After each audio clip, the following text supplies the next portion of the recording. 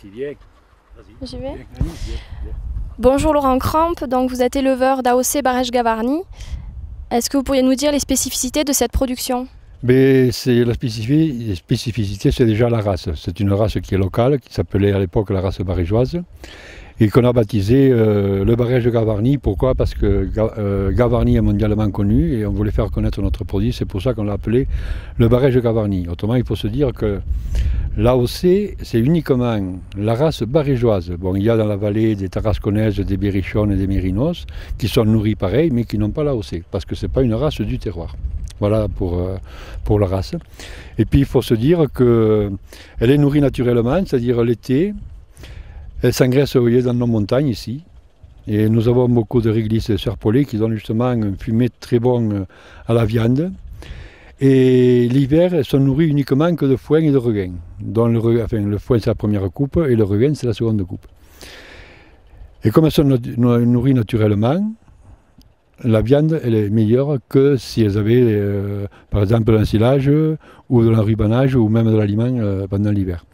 Et elles s'engraissent tout naturellement, uniquement l'été à la montagne. D'ailleurs nos bêtes partent maintenant en boucherie jusqu'au mois de novembre, parce que c'est la meilleure période de juin à novembre, parce que les animaux dorment dehors.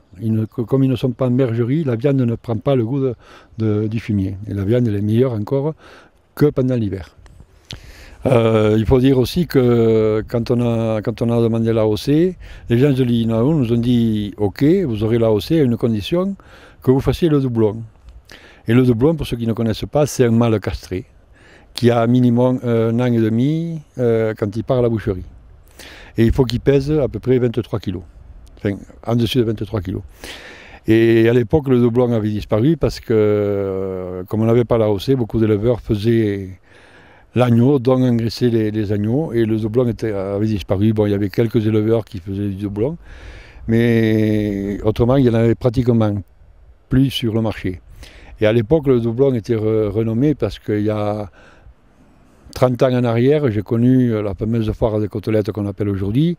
À l'époque, c'était la foire de Saint-Michel où tous les agriculteurs vendaient leurs produits l'automne à la descente de la montagne, c'est-à-dire les brebis et les doublons.